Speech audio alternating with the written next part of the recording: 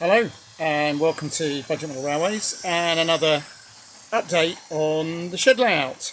So the last time I showed you quite a bit of progress and I've made a little bit more today. So what I've decided to do is to convert this corner into a scenic area as well. So this is where the line used to run around. So what I've done is I've added a bit of board there and a bit of board here. And this is very much the way we work at Budget Model Railways. So I haven't used anything other than bits of timber I've got lying around in the shed.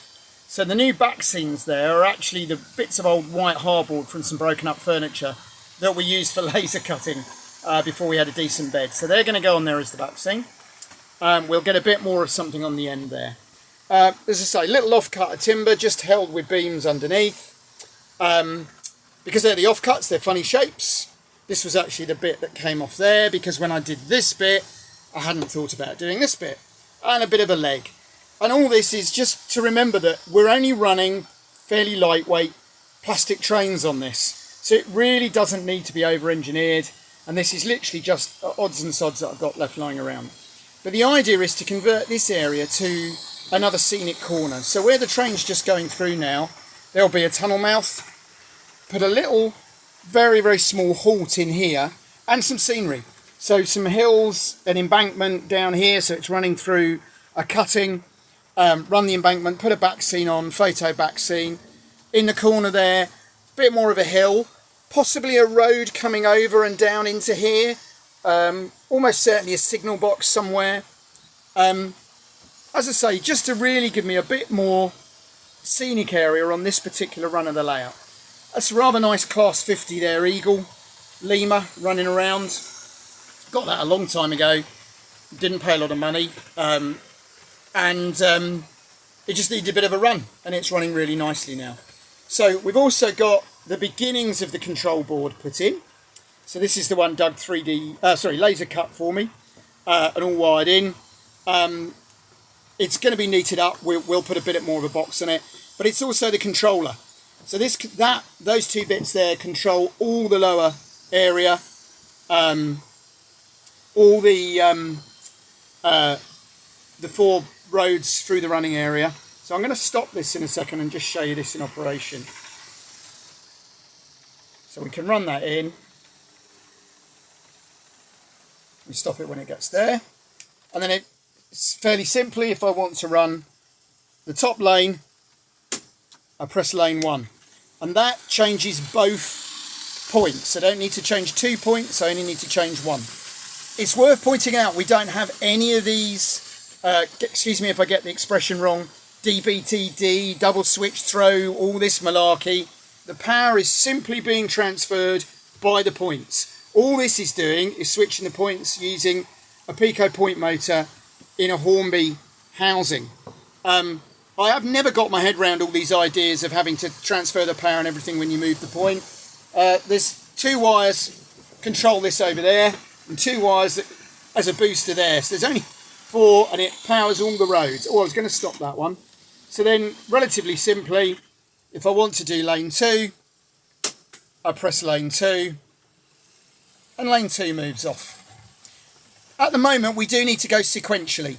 So if I wanted to press 3, I can press 3, but if I want to press 4, I then press 3 and 4. But I can live with that, it's still only a few buttons. Say hello, Doug. Hello, I'll fix that issue soon. So this is a rather fabulous Coronation Scott. So this was a real expense when Doug was about 11. He saw this on eBay. So that's all 8 years ago now. And we paid £70 for the loco and about 3 coaches.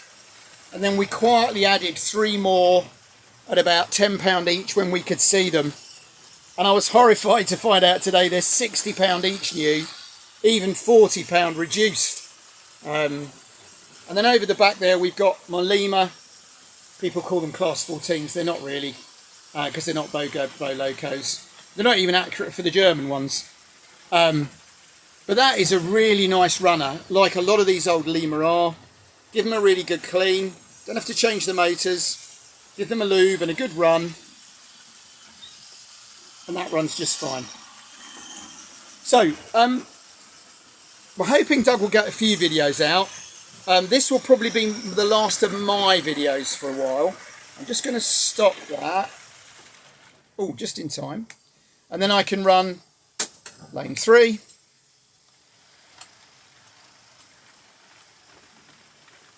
And that'll run out. We go on holiday, my wife and I, at the end of the week. So the next few days is frantic packing and so on. It's our first cruise since before COVID. We're really looking forward to it. We're going for 2 weeks, leaving Doug at home. He didn't want to come this time. I get back for 5 days and I go, hopefully, assuming the powers that be sort themselves out, I go to Army Cadet Annual Camp for 2 weeks. So I'm going to be out of it for about the next 5-6 weeks, really. So hopefully Doug's going to do some content while I'm away on the railways, and we've got a few more tech reviews to do as well. Sorry about that. I had a few problems with the gimbal mount there. So we'll just run this one round again. And then the shed will then be pretty much a lot more scenic. So for almost that post onwards, all the way around there, over the bridge, through the junction station, through the hill. Not running that at the moment. I had to fiddle with some of the very second-hand UF track last night. It is, after all, getting on for 50 years old. We've got to tinker with it a bit more, but that's all going to be scenic. We're now going to scenic half this loop. So it'll only be these few feet through here where the fiddle yard is that's not scenic. So enjoy the video. I'm not sure I'm going to get any more for a few weeks, hoping Doug will. Thank you for the support and the interest in this particular layout, and we'll speak to you again soon. Just going to let that train run round. It's too nice to... that loco is really nice, so it's worth seeing. If I can get the gimbal to work, do a bit of a closer shot as it comes round. Very smooth, relatively quiet run of that. There we go. So thanks for watching.